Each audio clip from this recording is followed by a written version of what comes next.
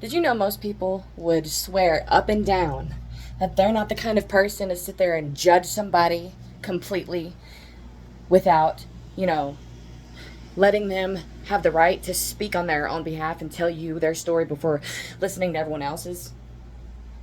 You know, most people would swear up and down that they're not the kind of person to just judge someone based on what everyone else says. They would swear up and down they're not the kind of person to just judge someone completely before they even meet them. But then they go do that to God. They want nothing to do with him.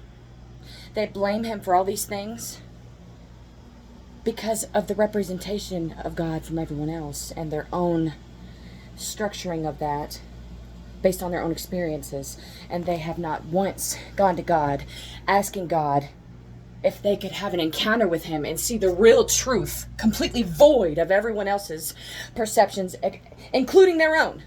Because we can have the wrong perception. Yes, we can. Yes, you're not perfect, and neither am I. They've not once gone to God, asking God to just show them the truth, completely untouched by man. And the only time they've gone to God is when they want something. And if they don't get what they want, they hate him and blame him. Not once have they had an interest in who God really is. Not once have they had an interest in really getting to know God. They just, went to God when they wanted something. And then they hate him with such a passion that has no logical foundation on it, based on all these misrepresentations, including their own misrepresentation because of their own perception getting in the way. That's not perfect. You can't trust your own perception.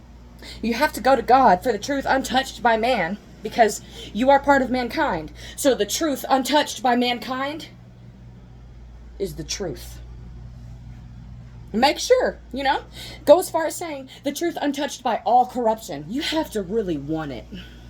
That has to be your real desire. If you got some hidden motive, forget it.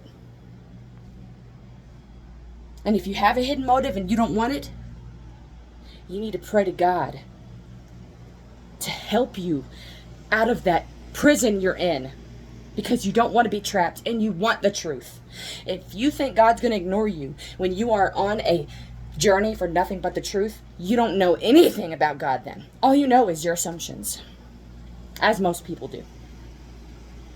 Oh, and if you're going to go so confidently speaking that God wouldn't judge this or judge that, make sure whatever it is you're thinking, you search up the scriptures aligning with that, so you can see what the Word of God says before you go run and run your mouth based on what you think it should be. Because our perceptions are not perfect. Did you create a galaxy out there? Because I sure the fuck didn't. Did you form the earth? Because I sure the fuck didn't. Did you make human flesh walk with a soul in it? Because I sure the fuck didn't, and I know you didn't either. I know you didn't either. I slurred my speech a little bit. I said, I know. I get worked up with this. It's ridiculous. Ridiculous. People will so confidently judge God. The one true God of whom they have never even met. They've only gone to him when they want something. Think about that next time you get pissed off because you didn't get an answer to your prayers. God created all existence and gave you life. He deserves respect, not your demands for him to get on his knees and serve you like a dog. Maranatha.